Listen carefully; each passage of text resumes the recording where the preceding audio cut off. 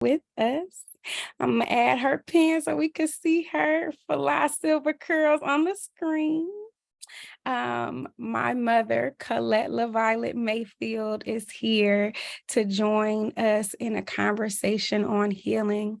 And before we dive into that conversation, I want to do a few introductory comments.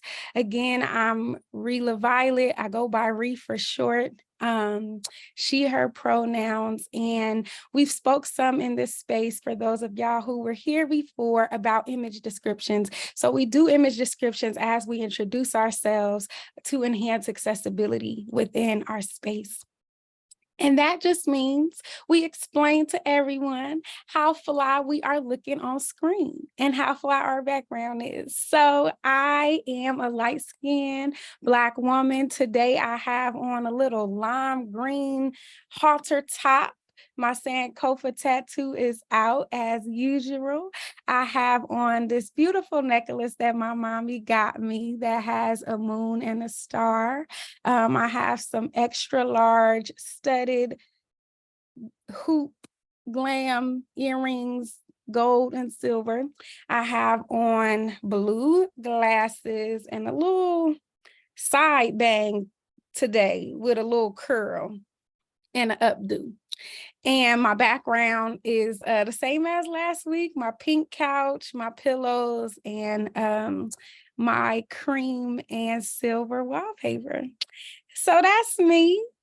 I want to give my mommy an opportunity to just introduce herself real quick. Then I'll get into a few additional introductory comments and we'll dive in. So mommy, if you want to just say your name, where you're from, where you calling in from. So I say where I was from, but I'm calling in from San Francisco Bay Area. Your image description, and your pronouns. Okay. Hi, everybody. I'm so happy to be here. Let me know if I forget anything that you told me I needed to say. My name is Colette LaViolette Mayfield. Um, I am a light-skinned Black woman with what they call salt and pepper hair, right? More silver, curly, swoop to the side also, almost like a bob kind of thing.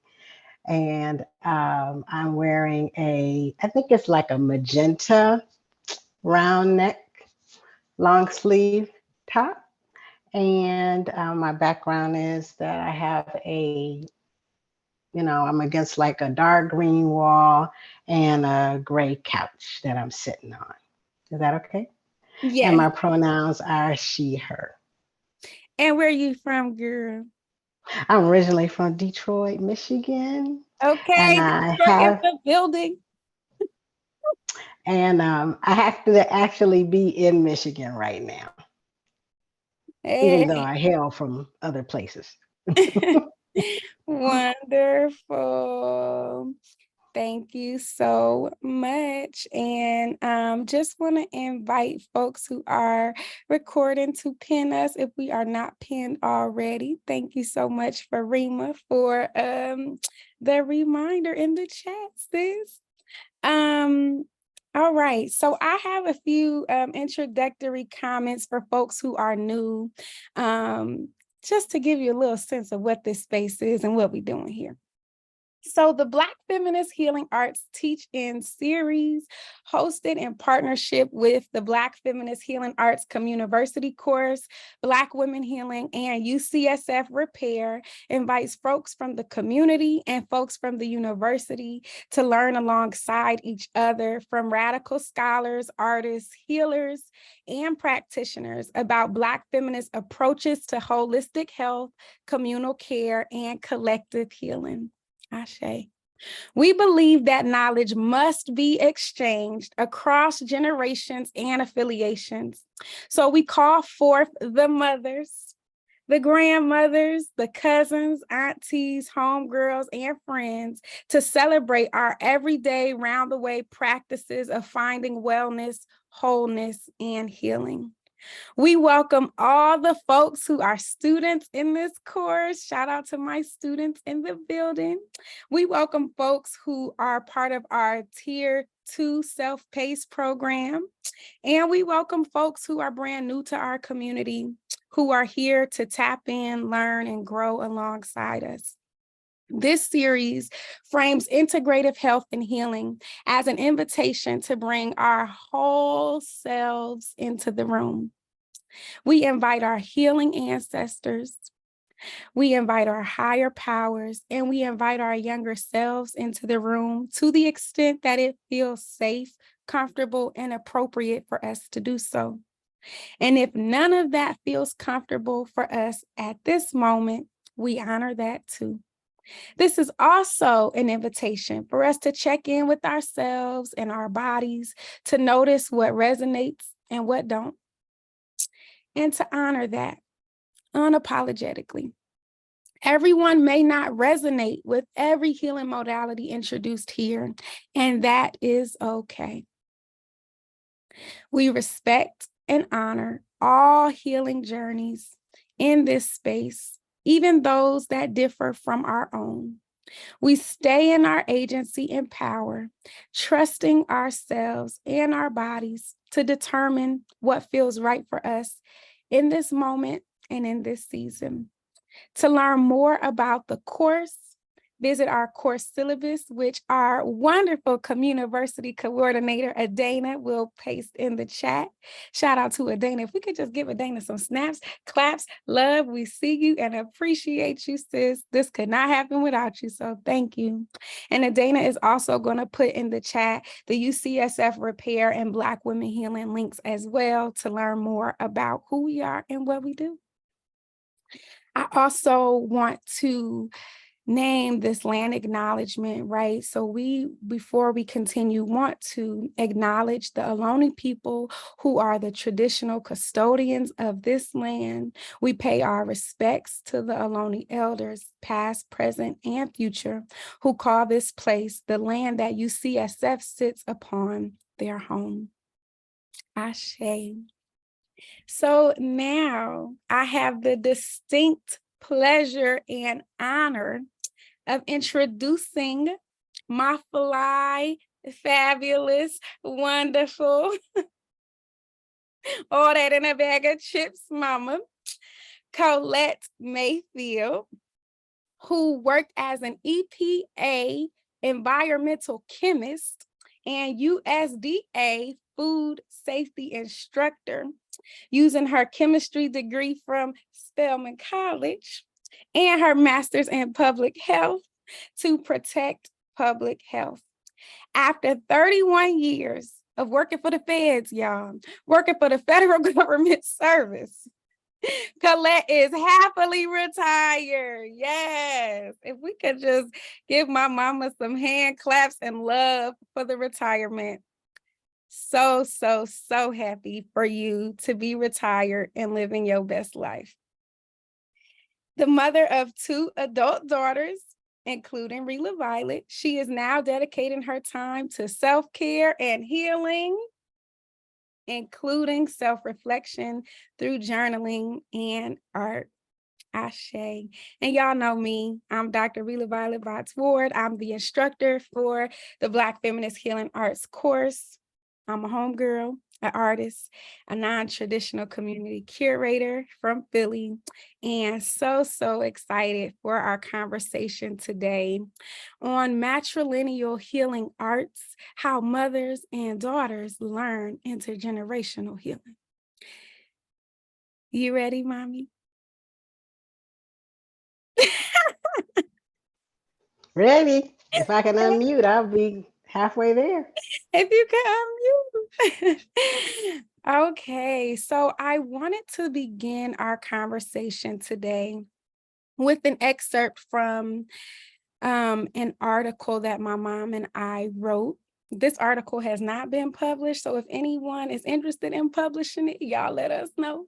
But we wrote a piece about intergenerational trauma and intergenerational healing a few years ago, and it felt so appropriate to kind of frame our conversation today around this article. So I want to share first and foremost this collage that I made, and then I'll get into our article. So this is me and my mommy. On the screen right now is a black and white collage of a lot of Black women and girls at different ages. So we have my inner child, Brit, my inner teen, Reese, and some other ages in between, my college self, my mom with her Black hair in her younger days, my mama with her silver hair.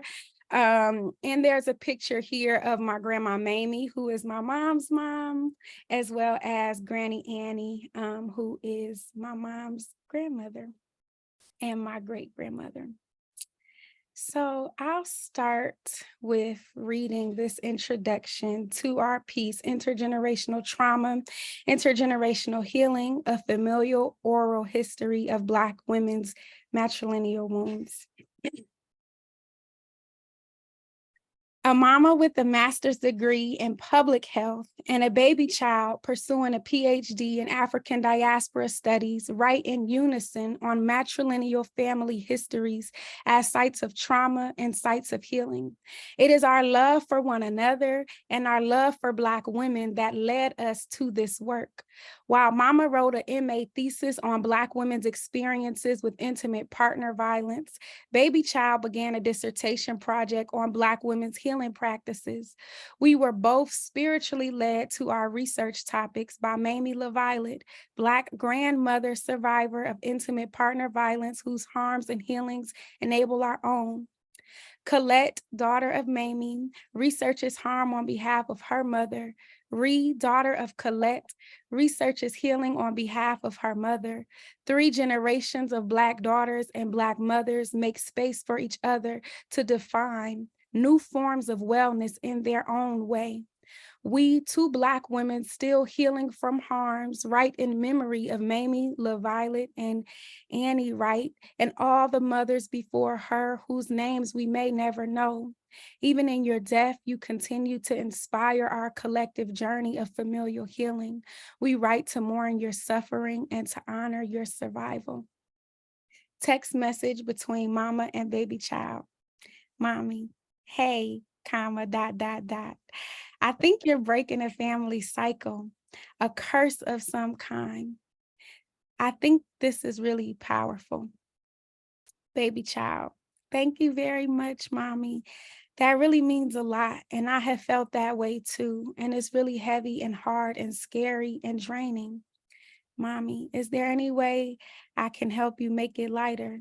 Baby child, thank you for asking. Our conversations always help a lot because they bring clarity.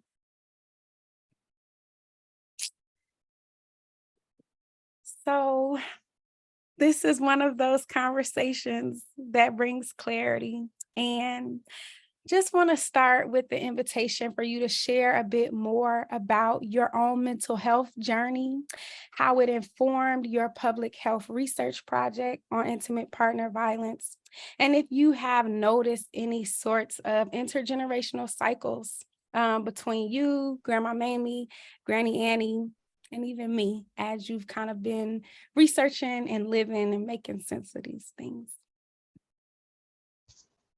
Thank you. I guess first I want to say that I am a first generation college graduate as we, throw around these, titles and degrees. So it's a big deal and big honor for me to have the opportunity to have the education that I had. And at the same time, I didn't grow up in a household that, I grew up in a household that valued education, but that it wasn't really as accessible for my parents and generations before me. So I'll start, you said my mental health journey. I'll start with saying that I'm 62 years old, so I grew up in the 60s. I was born in 1960. And the way I grew up was there were crazy people, right? There are crazy people, and those are the people that had mental health issues. Okay. And maybe some people, especially in the Black community, still feel that way. So mental health issues were really stigmatized. Um, in 1998, I started having some physical symptoms that I thought I had a heart problem. I thought I had a stomach problem. I was having a lot of what I didn't understand was anxiety, palpitations. I was having panic attacks, and realized after going to the doctor and every specialist, pretty much, that I was diagnosed with anxiety and depression. And uh, with that came the doctor giving me a pill, right? They want to give me some pills. I didn't want to take them, uh, but I did wind up taking them, and I did start therapy. And to me, that was really the beginning of my self reflection, my healing, my introspection, uh, and my mental health journey. Right, to realize that I had a physical, mental issue that drove me to medicine, uh, made me have to pause and really think a lot of things about myself. And during my therapy was when so I was actually having a major depression at that time, and I actually subsequently had a major depression several years later.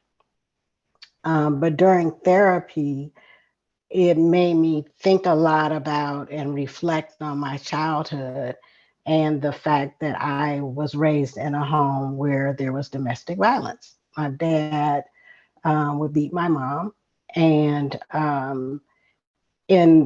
there are still lots of things about that I don't remember because it's been so repressed, right? Um, but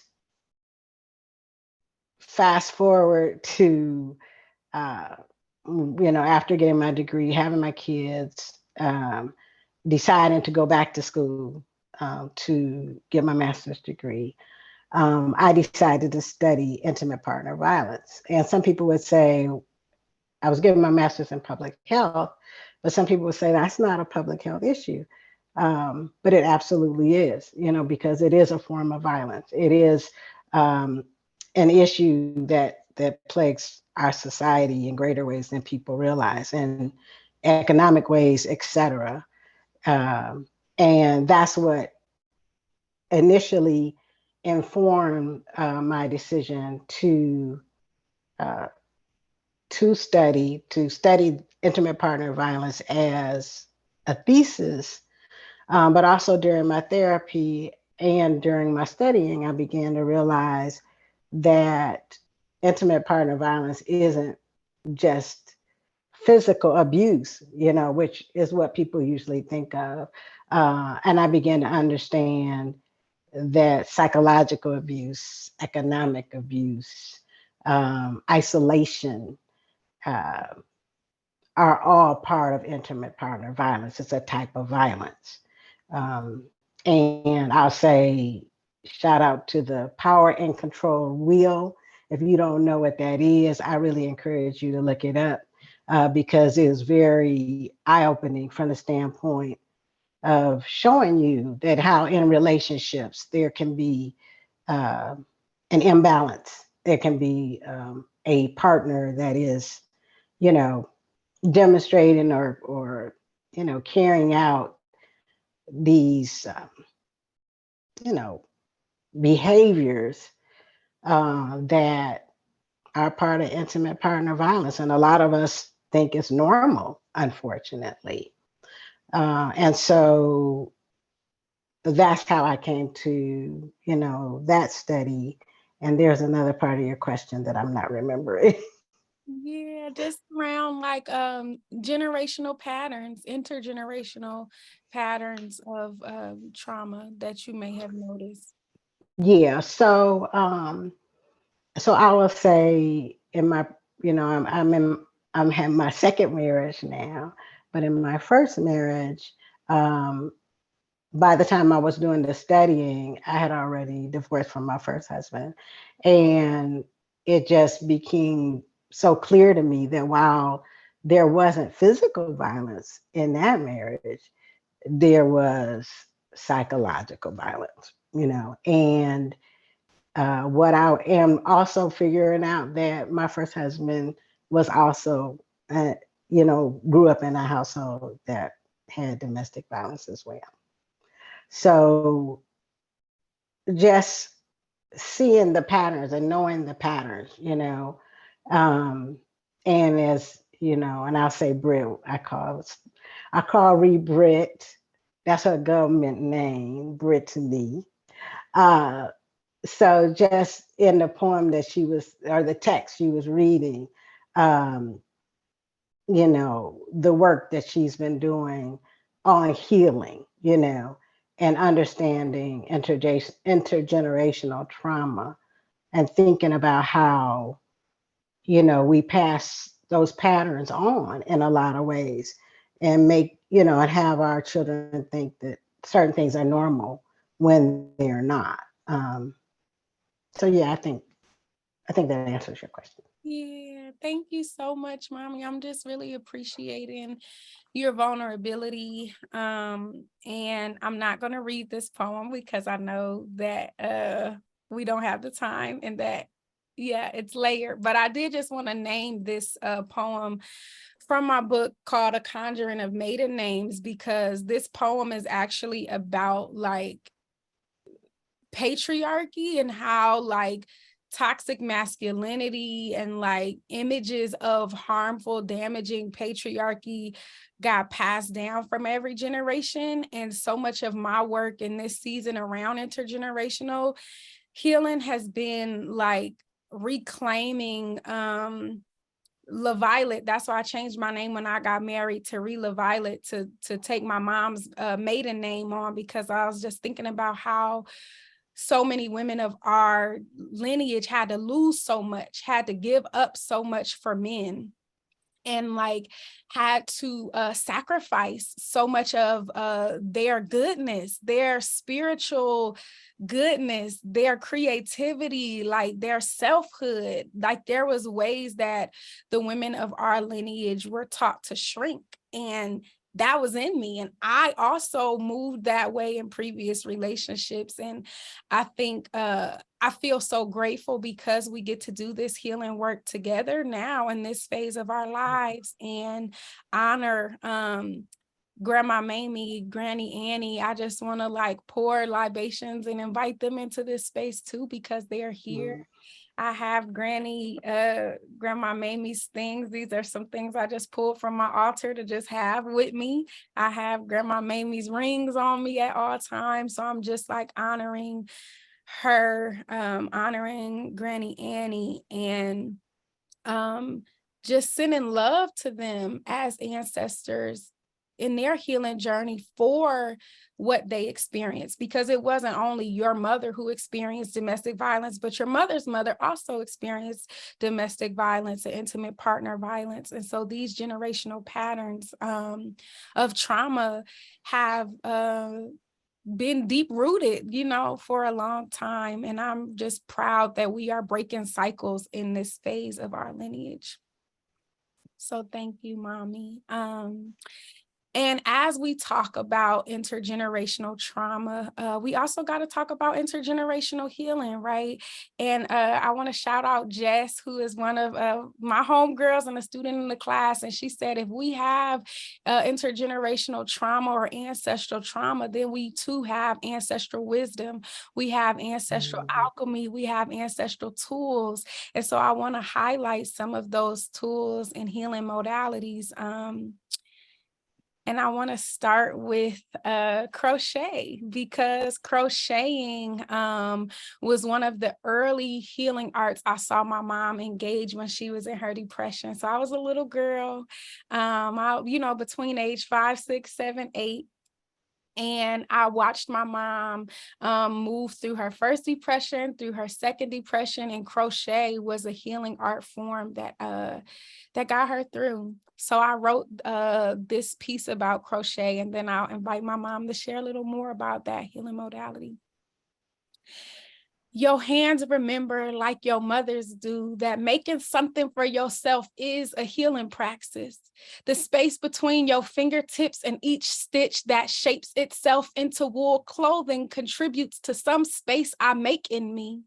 The stitches make themselves into clothing, and I make myself into an opening up of worlds. I try on each sleeve and see myself lean into the blouse as I lean into myself.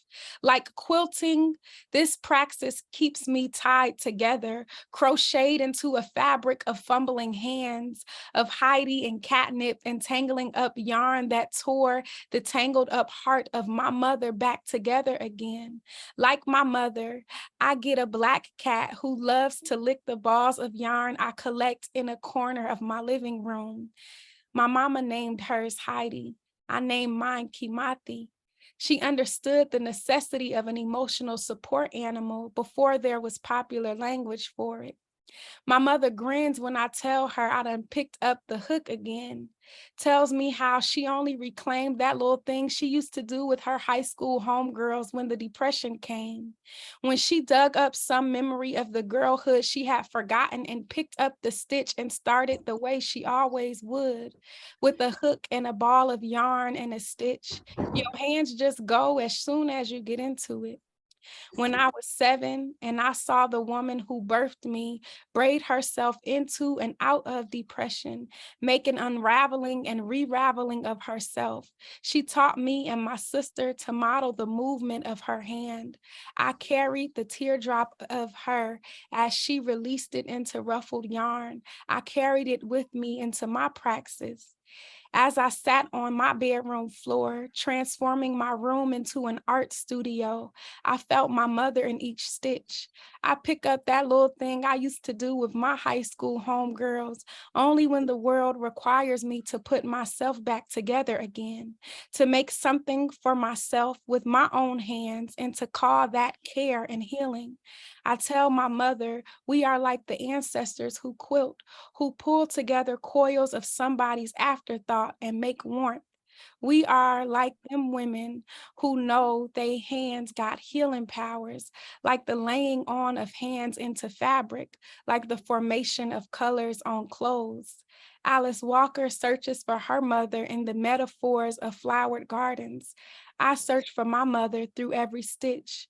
We each find a healing intervention in the creation of Black women's artistry, an antidote to the generational curse that plagued the lineage of LaViolette.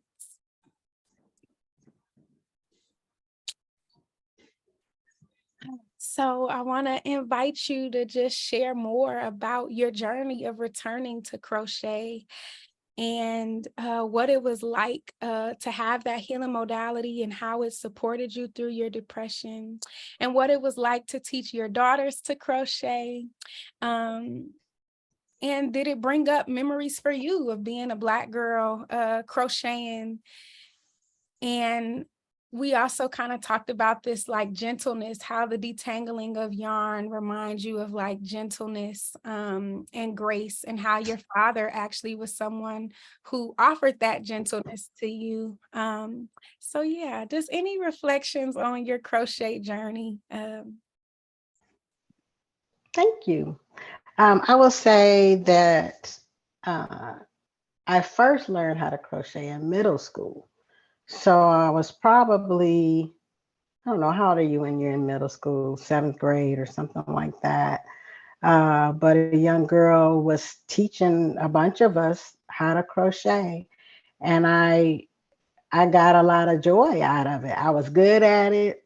And it wasn't something that we learned from a book or from pictures. It was just sitting around and her showing us the different stitches and how to make certain things. And so I did that for a while, I guess in middle school and maybe the beginning of high school as well.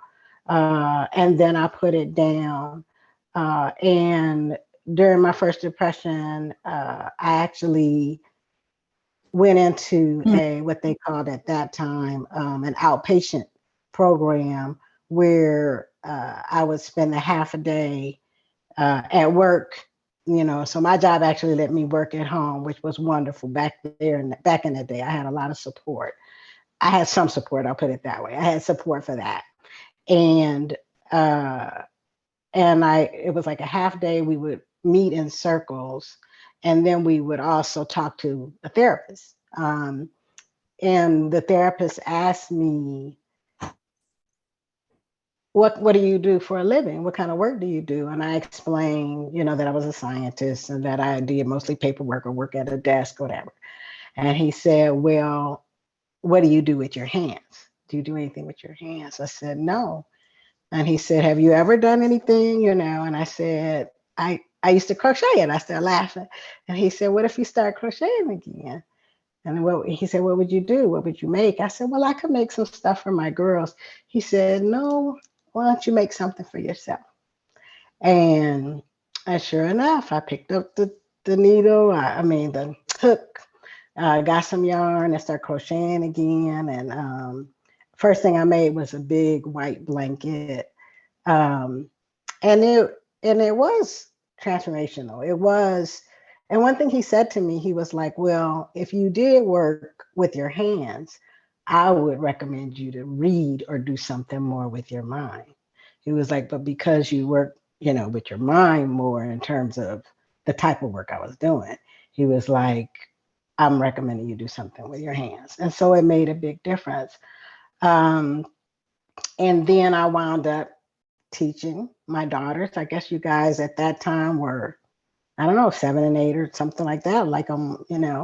And we would sit on the bed and I would, teach them the stitches. And sure enough, like me, they would go, once they learned the stitches, they were making scarves. And my other daughter, who's now a fashion designer, made whole outfits. I mean, she made a skirt and a top. I mean, this was before she was 12 years old. It was really amazing.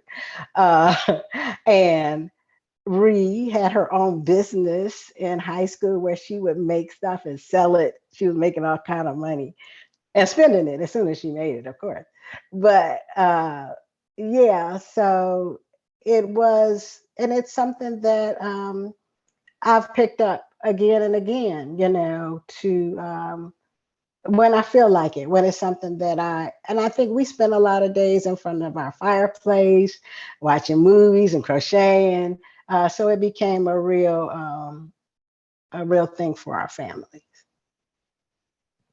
Yeah, it was just like such a special, sacred bonding experience for us, just at multiple different phases of our growth. And we had a family business called Tula Made, which was named after my grandma Mamie, whose nickname was Tula. And so that we just kind of created together and did art together. And it was very healing and comforting and warm. And something else that I was thinking about around like just the gentleness of detangling the yarn. And I remember one of the first things I ever remember you telling me about your father was that he would sit with you and detangle your yarn, that he was like this big, larger than life figure when you were this little girl, and that he was really patient and gentle with like helping you to get the knots out of the yarn, and how that was like such a special sacred memory. And Grandpa Percy is from Louisiana. He passed when my mom was young, so I never even got to meet him, but I just came from Louisiana and I told my mom I connected with him for the first time. He's an ancestor who I don't have a real relationship with, who I didn't have a relationship with before, but when I was just in Louisiana, he was there in the room with me, and like I just felt that warmth, like that same warm, gentle energy of like your dad untangling your yarn for you, like that same warmth and safety was like surrounding me. And that was like my introduction to him as an ancestor, just a few days ago. And I felt like he was very intentional about allowing me to meet him in Louisiana before us, having this conversation, because like the same man who caused a lot of pain and trauma in the household was also really beautiful and warm and gentle, and how confusing that could be for a child. And I never wanted to know him because I felt like he was harmful. Like he wasn't an ancestor I wanted to connect with. But when he just connected with me and he was so warm and gentle, it was almost, and I heard him say, like, we're healing now. Like he's healing now. Like we're healing as a whole family, and our healing is inviting him into healing, and that he's really proud of us. And they kind of like Grandma Mamie, Granny Annie, and Grandpa Percy was all kind of like, we all coming today, but they're like sitting on different sides, like they not here together, but they here with a lot of space, but they both here like honoring us and witnessing us and celebrating us. Yeah, I'm glad you said that. It makes me emotional. As a baby child, my dad and I were really close.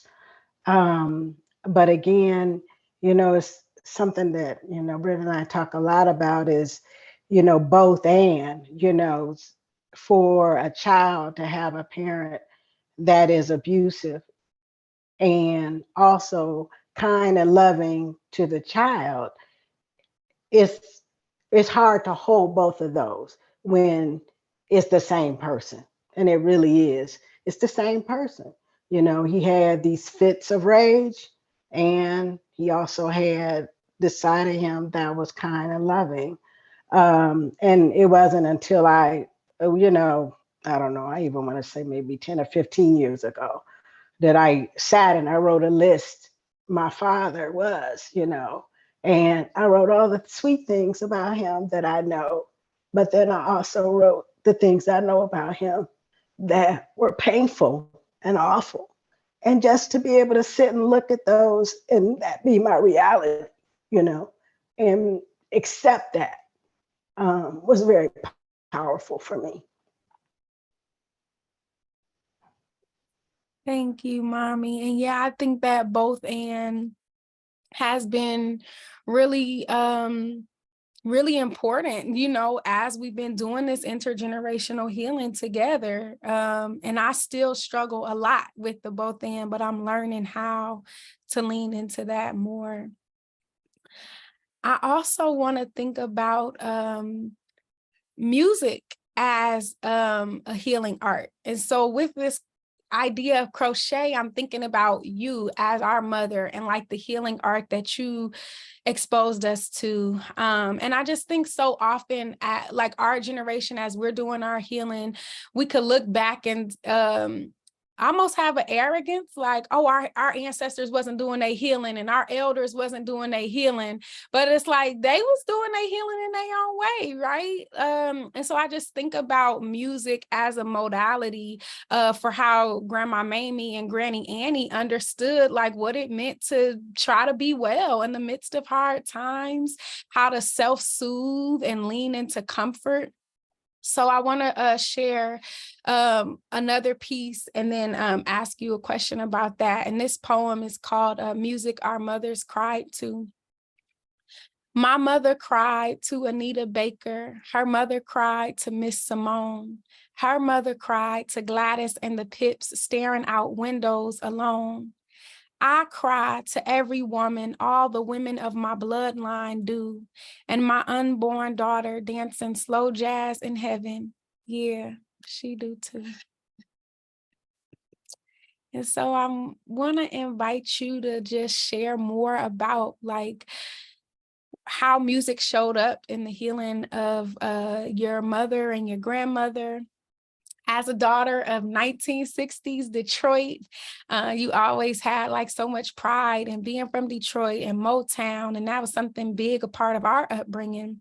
And I'm just wondering how music impacted you, particularly the music of Detroit, the music of the city, like how it impacted you, your mother and granny, and how did the Motown sounds offer soothing? I have particular images of like you talking about Granny Annie rocking in her rocking chair, listening to certain songs, or certain songs would make her cry, and how Grandma Mamie would have music playing as she had like folks over, and that being a way to have communal care, like being in community, gathering in these sacred circles, even if, you know, that wasn't the language that they were using for it. I would say, so Granny, who was my grandmother, uh, even though she had separated from my grandfather, um, later in life, she still loved him. And when she would hear Gladys Knight sing, "Neither one of us want to be the first to say goodbye," she would cry. She would cry, and she lived with us, and she lived up, upstairs. And so sometimes when the song would come on, she would just start crying and go upstairs. Um, so and the fact that I grew up in the 60s and I have a sister that's 9 years older, she would play the music all the time. And in Detroit, the motor capital of the world at that time, we had family that was working at the in the car industry. We had Motown um, with the people who were like the Temptations and the Supremes that lived in our neighborhoods. Um, and so sometimes you would see them in places like the grocery store, or you hear people say, "Oh, I saw so and so," or, "She lived down the street from me." And so it was a real source of pride for us as Black people, especially because, and Detroit was one of the first cities that had a Black mayor back then as well. So all of those things, and you know how music can just bring up memories anyway. Um, so it was just a very hopeful, a very powerful time. Um, and it was a environment that I grew up in that made me feel like we could do anything. We had the civil rights movement, and lived in a predominantly Black city, where, the teachers were Black, people were very encouraging and very hopeful. Uh, so yeah, and I think, still, we remember words to songs, we sing songs, we dance to songs growing up. My mom would always have her collection of albums, and she would play her albums and, dance spontaneously. Um, so, music was just really a big part of our life. I love that. And I'm just thinking about, like what our folks had access to, like what healing modalities did our folks have access to, and how did they use them, and how do we honor and celebrate that? And I'm just thinking about how our healing today is connected to the healing of our ancestors. Like, I really do believe that as we do our healing, we free our ancestors up. Like, we free them up to do their healing in the ancestral realm.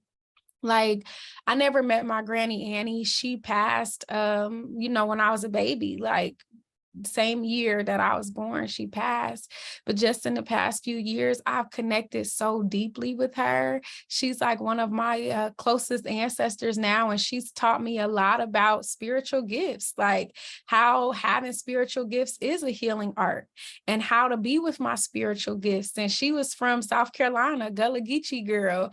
Like backwater Geechee girl is like what they used to call like folks who was from where she was from, and she migrated to Detroit. And I almost feel like she's so protective of my spiritual gifts because she gave them to me. Like, she kind of helps me understand who I am as a spirit, and like how almost she's communicated like she chose me to come into my family so that I could, like, my spirit, she chose my spirit to come into my family so that I could support with this intergenerational healing. And like, the more I learn about her and from stories about her, like, she used to keep spiders in her purse for protection and safety. So now I know every time I see a spider, that's my Granny Annie just coming to visit me. Or like calla lily flowers. I've seen picture of her with calla lilies, and she's communicated like that's her. So the ways that she kind of holds me and nurtures me and protects me, me and Granny Annie are like healing alongside each other. And as me and my mom, as me and my grandma Mamie are too. So I'm just wondering, for you, Mom, like, what do you feel is the relationship between like our healing, like how is our healing today connected to our ancestors? And I'm gonna put like 3 questions in one, but like around this question of how is our healing connected to our ancestors? How has it felt for you to be healing as an elder with me kind of in the circles? And like, what is your healing looking like today? So I know that was a lot in one, but feel free to take it wherever you want. And this will be our last question before we go on the Q&A. And I also want to invite you to share your healing art as well, to the extent that you feel comfortable. So that was like 5 questions, and I only remember probably the last one. Okay. So Okay. no, I'll do the best I can. And I just want to say thank you for the comments in the chat as well. Every time I get ready to answer one, then I'm like, okay, I'm all over the place. So I apologize for that. But I will say, people are acknowledging the Gullah Geechee connection. So like my dad was from Louisiana, and my mother was born in Detroit, but my grandmother, who was my mother's mother, was from South Carolina, and she was Geechee. And like you're saying, they would call her, it was something she was ashamed of. She would say, yeah, when she met my grandfather, um, his family would say they didn't understand what she was saying because of the way she spoke. And so if you guys know about that, it's just it's a dialect, it's like a dialect that can be very strong, and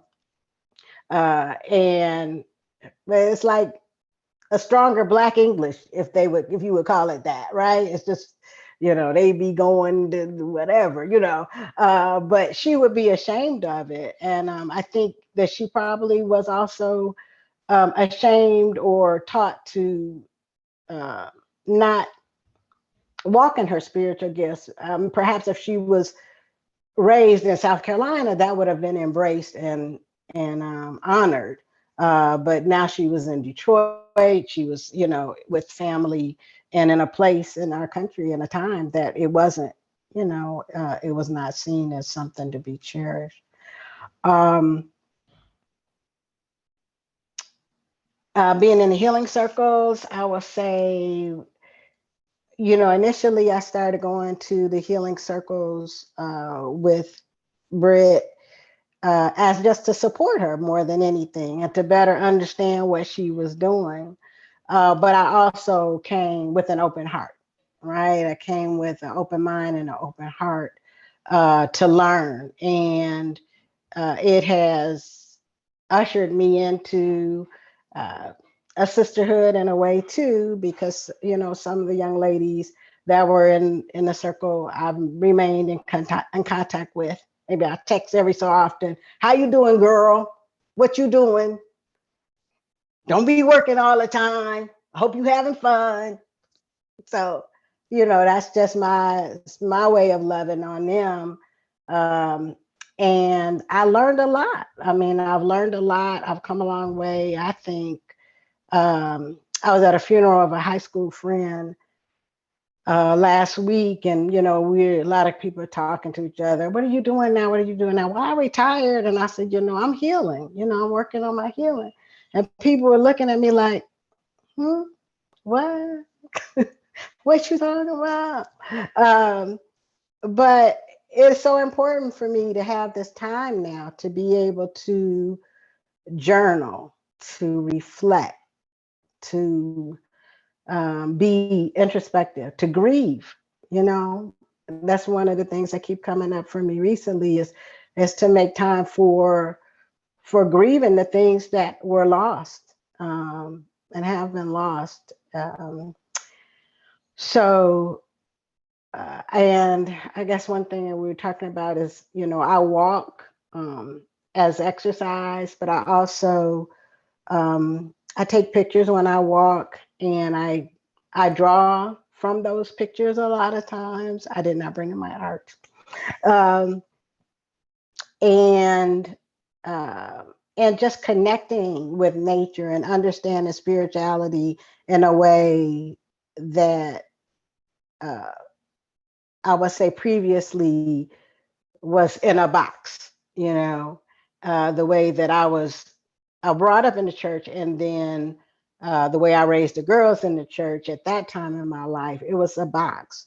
But now I feel out of the box, and, um, you know, just much more connected to myself and much more connected um, with my higher power. And and so that's been tremendous blessing. Hopefully, I mean, I believe I've been a blessing as well to bring in some experience, you know, just having lived longer than a lot of the young women in the group. But very much has been a blessing to me um, on my healing journey. I'm And I so would say, like you say about the ancestors, you know, we didn't have a lot of language, you know, we just knew.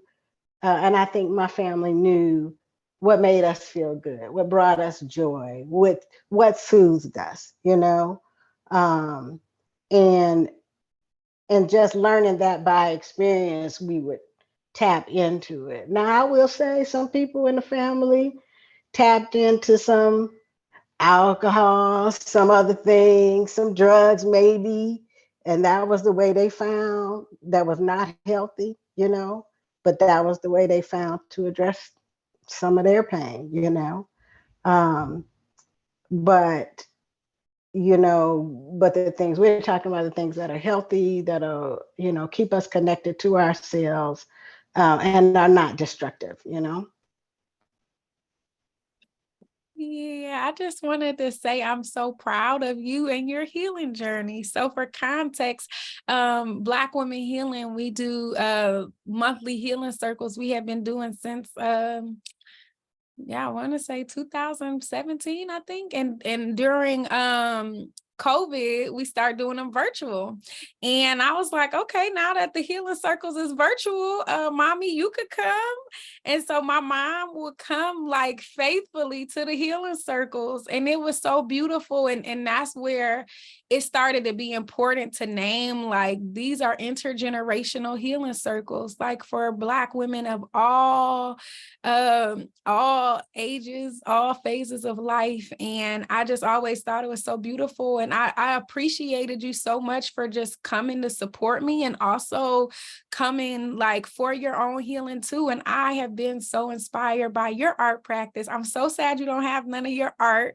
I low-key want to tell you to go run and grab some real quick, because her pictures are so beautiful. And sometimes like my mom will come over my house and we just have a little art party, slumber party. And those are like the coolest times. We just listen to music together and like draw and color, and we like exchange art supplies. And it's just been really beautiful connecting with not just crochet as a healing art, but now we have all these other new creative healing modalities that we've been leaning into together. And I just thank you. I appreciate you so much for loving me, for supporting me. And I just want to also affirm, like, it has been difficult. We have went through some very difficult, heavy phases of our healing together, and we're still learning and growing together. So I don't want to romanticize this intergenerational healing journey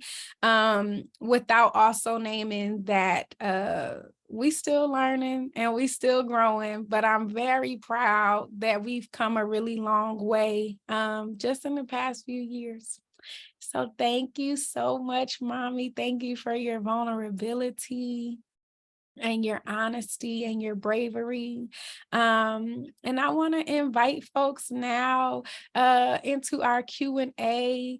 If you would like to ask a question, feel free to raise your hand, and we'll just kind of take all the questions in one round and then give some closing thoughts and comments. So if anyone has any questions, and we are gonna have Adana set that 30-second timer for us to make sure that we can get to as many questions as possible.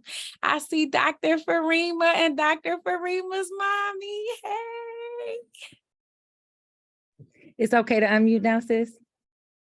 Thank you so much. Hi, Mama Colette. Hi, Dr. Sis reelaviolette. Hey. Would love to know, like, what kind of advice do you have for mothers and daughters who are still learning and growing and healing? What are some lessons you've learned around how to move through harm, how to move through repair, how to engage in healing, especially when it's hard? Any advice, I think, would be so appreciated. Ashe, thank you so much, sis. And I see Denisha with a hand up as well. We're gonna come to you. Hey, sis. Hey, y'all. Oh my goodness. I just feel so honored to be in this space. First, just want to just send love and call her name into one of my most recent ancestors, Grandma Carmelita. We celebrated her life journey today. And I just wanted to just put the tagline of how our sisterhood from last week and who we are becoming is deeply shaped by Mama Colette. And I was reminiscing on my friendship plant that she gifted me the last time I was at her house. And I have her plant and Ree's plant on my altar in my room. And it just made me think, so my question would be very, very similar to Fadi's around, I've gotten so much healing through just being another daughter of yours, Mama Colette. And I'm curious of that same thing, of like any advice that you give to mothers and daughters that are in that repair process. Because I would love to have that type of thing with my mommy. And yeah, I also appreciate so deeply how you name that people get through the best way that they can. And sometimes that's been in harmful and toxic ways, and how that shapes mother-daughter relationships, And so I'm just grateful that you named a lot of things. And so any advice that you have along the journey in cultivating what y'all have is just, I would love to hear it. Ashe, thank you so much, Dr. Niche. I see Andrea with the hand up, and then we're gonna close out our Q&A with Ash. Hi, Andrea. Hi, thank you so much for this beautiful conversation and art experience. My question to you, Ms. Colette, is I didn't realize that this was also healing for me from my father. I think how you shared your story about that tension between your father being aggressive and hurtful, and as well at the same time loving.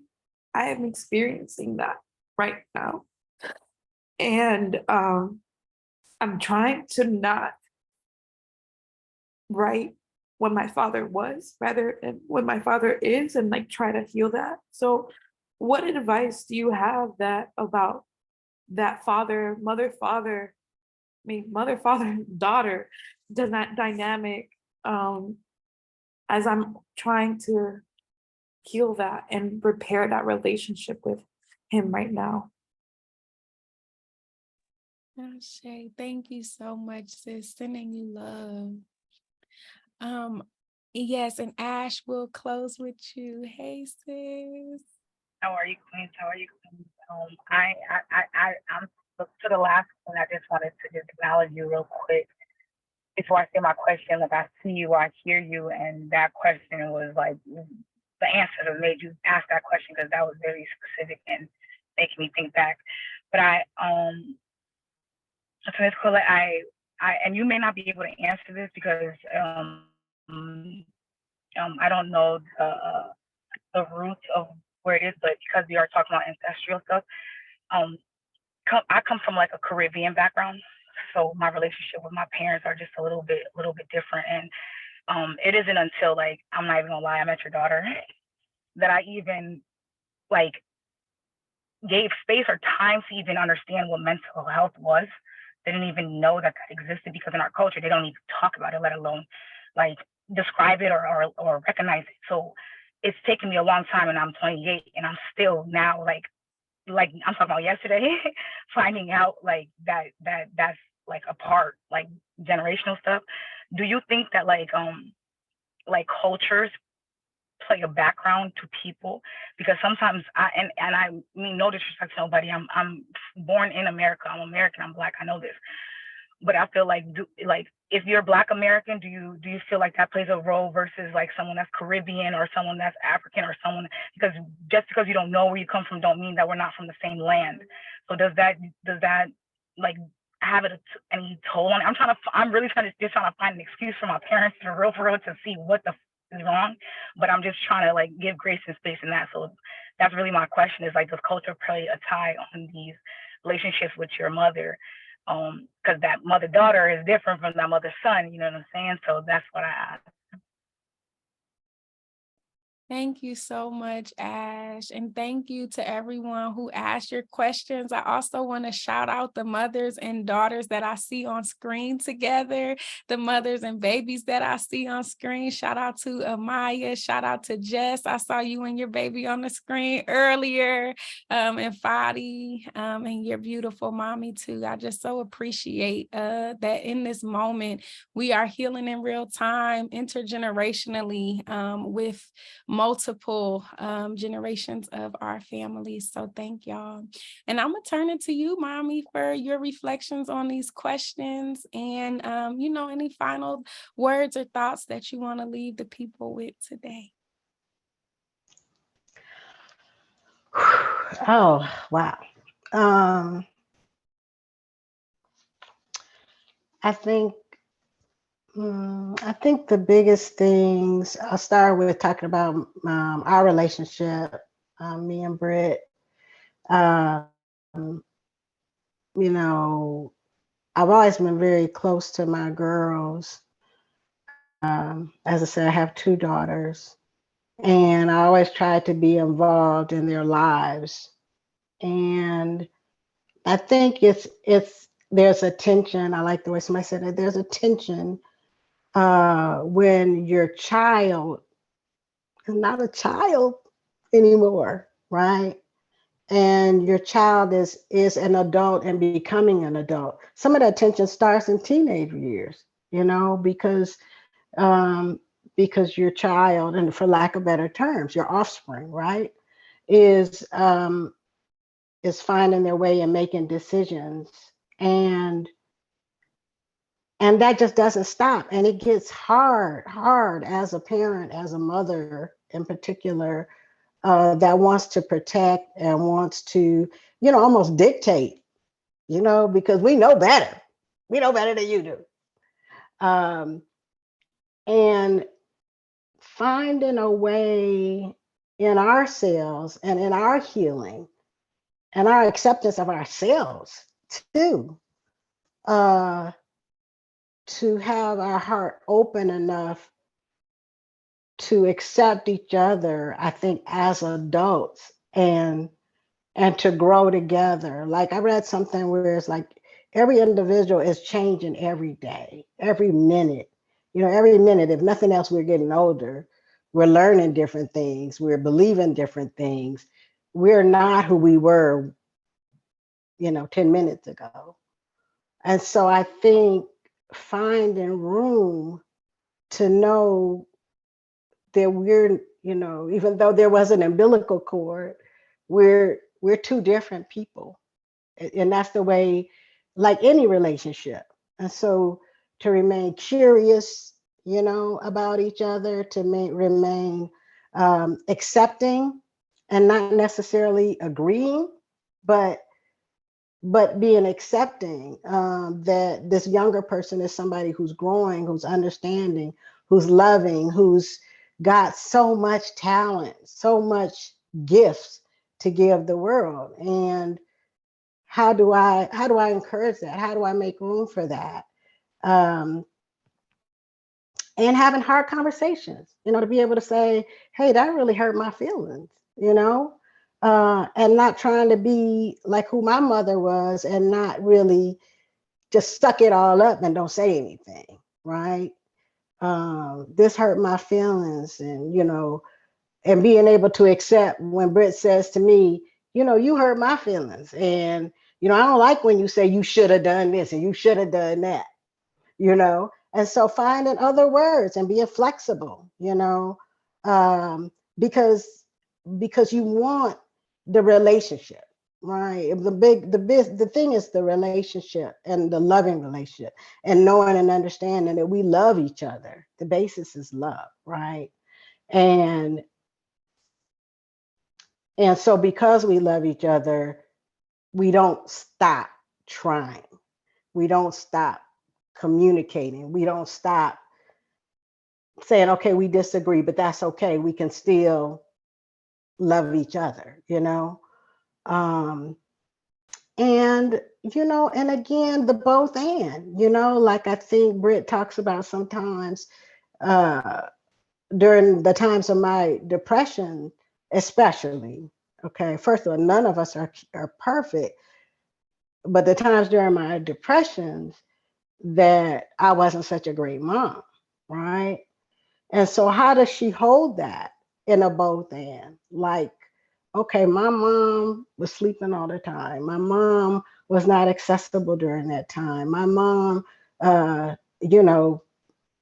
whatever. And she loves me and she supports me. And okay, how do you hold those? How do you hold those and see the beauty, see the beauty and see the effort and see the heart of that person, and still be able to discuss it. And it can be so painful sometimes, and just recognizing that and moving through it and not expecting it to be easy.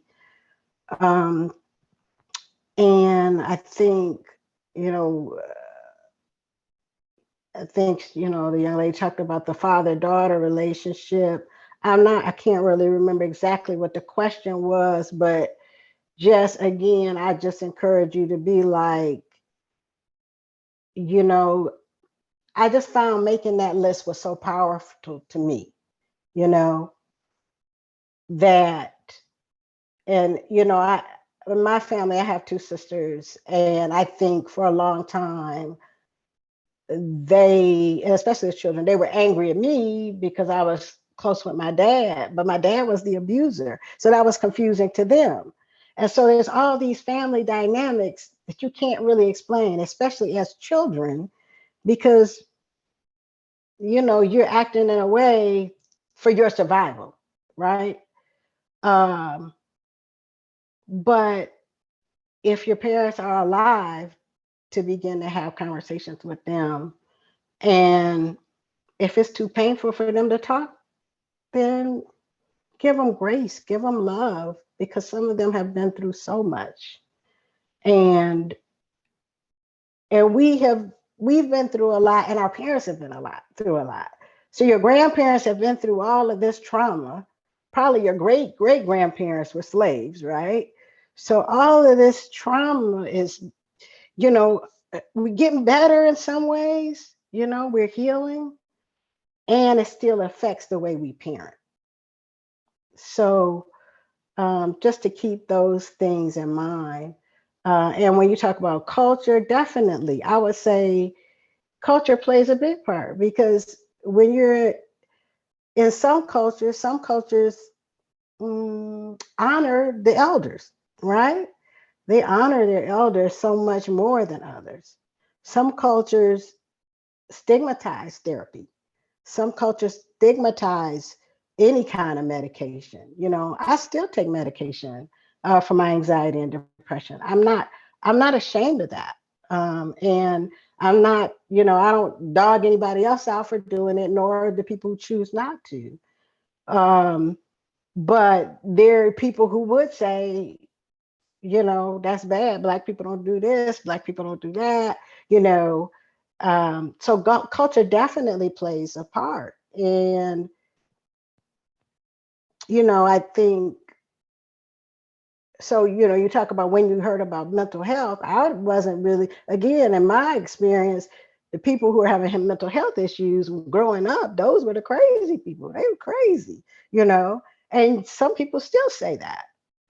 It's not, I don't think it's appropriate. I don't think it's proper. But yeah, all of those things play a part. And when you talk about, being first generation in a place, parents that have moved, past parents that have come to a new culture, what they've had to go through to, I don't know that word, assimilate, to survive, to thrive in a different culture. All of that can be very traumatic. So just, having an open heart and trying to say, hey, what would I have done? What was that like for you? What was that like for you? And being a great listener, I think, are all important. Ashe, thank you so much, Mommy. And I'm wanting to read something from my book because it's just making me think about grace. And I say in the introduction, in this season, I am learning to find balance between blame, grace, and accountability, to name my pain and be unashamed of the scars that made me human, to claim my rage and point with precision to the source, the seed, the root, to hold humans accountable for hurting me, to hold me accountable for hurting me, to ground my healing in grace.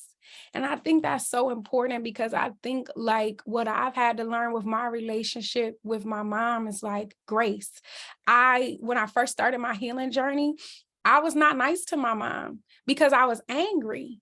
And there was all this anger that I didn't know. I felt like I spent so much of my life in denial, and it was black or white thinking. It was all or nothing. Either my life was perfect and I had a perfect mom, and then all of a sudden I'm realizing that I don't have the perfect mom. And now like I'm seeing my mom as more human and seeing like ways that I was harmed by my mom, who's the perfect mom. Like, this don't make sense. I don't know how to hold this. So I had to go from one extreme to another. And then I went into this extreme, and that's where this book was written from. And we're continuing to have conversations about my book. This is my first book, and it's about my inner child healing journey. And as I was doing my inner child healing, I had to come into very hard truths about how my mom's depression impacted me. And what I say in the book is like, who is to blame? Capitalism is to blame. Patriarchy is to blame. White supremacy is to blame. All of these systems and structures that prevented my mom from being the mom that she wanted to be to me. Like, I know that she wanted to love me. I know that she wanted to give me everything that I needed. And these systems and structures did not make it possible for my mother to do that. And I believe that none of our mothers actually can give us what we need if the system don't allow them to give themselves what they need. Like, we live in a system, in a structure that doesn't make it possible to be well. We have to fight so hard just to like be okay each day. Like, how could you give a child everything that a child needs if you're living under what we're living under. And so the grace came from context. Like the context helped me lean into compassion, and that compassion allowed me to have grace. But that did not mean that I suppressed or minimized the pain. That didn't mean that I just said, okay, I forgive you, I'm done. I don't believe that I could forgive you until I finish grieving all of that pain, all of that trauma. And mommy, you talked about grief. Like, I feel the same way. I feel like I still have so much grieving to do. My inner child still has so much grieving to do. Your inner child, right? As you're meeting your inner child, as you're connecting with and letting little Gigi come out and play and heal and grieve, it makes room for little Brit to do the same. And me and my mom, both of our inner childs, I feel like, be present when we're doing art together, when we're dancing together, when we're listening to music. So we get to have these moments of levity with both of our inner children, even if they're not vocalizing themselves as such.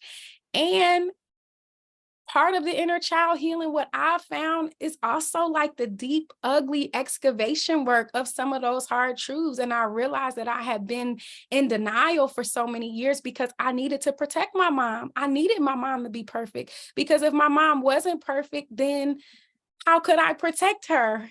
And I went through the past few years of seeing all the things that I could never afford to say, all the truths that I could not name. And it was a huge rupture in our relationship. And after that rupture, we moved through it and moved through the truth, through the honesty. And now we have such a beautiful, rich, loving relationship. And we're still learning every day how to love each other and how to love ourselves. But I feel so proud of you, mommy. And I feel so grateful for you just supporting me and loving me in all of my truth, even when it's hard. And so I thank you for that.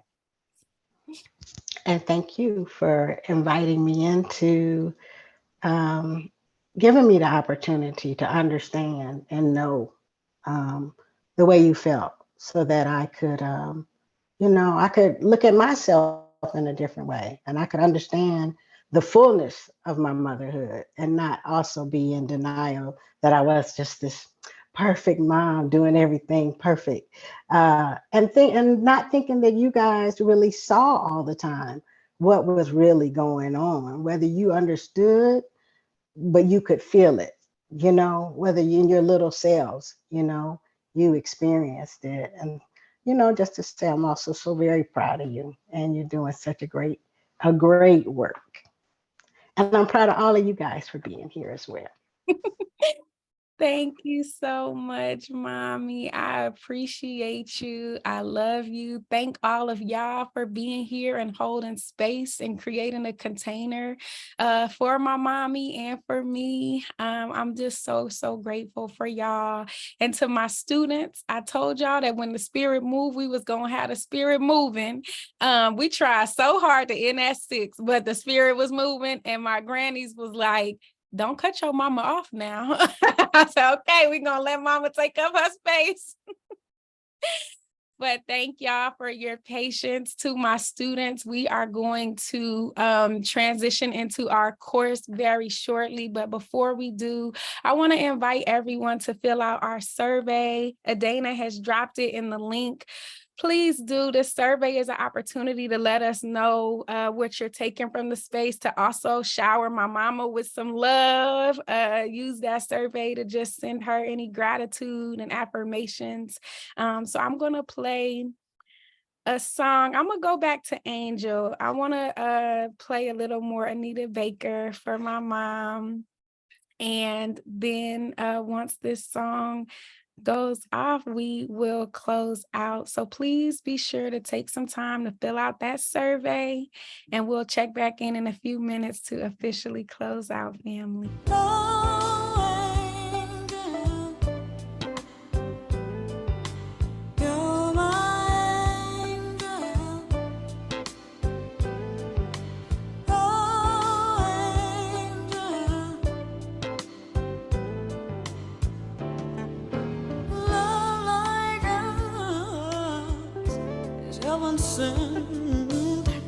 Each day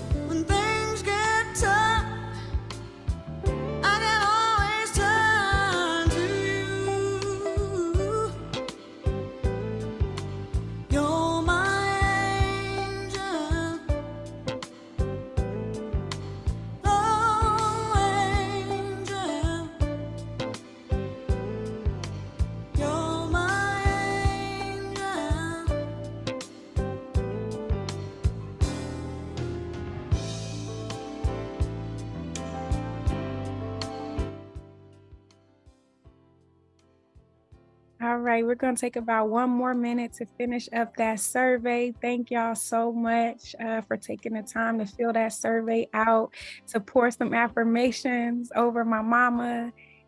We're going to come back in about 60 seconds to officially close out, family. Every time your name in my poor heart just won't keep still. No doubt about it that this love I feel is real. Ask me to go with you, you know I will. Hold me near, hold me tight. Only you can make it real, only you make it alright. Just let me know that I am special to you, my angel. Oh, angel.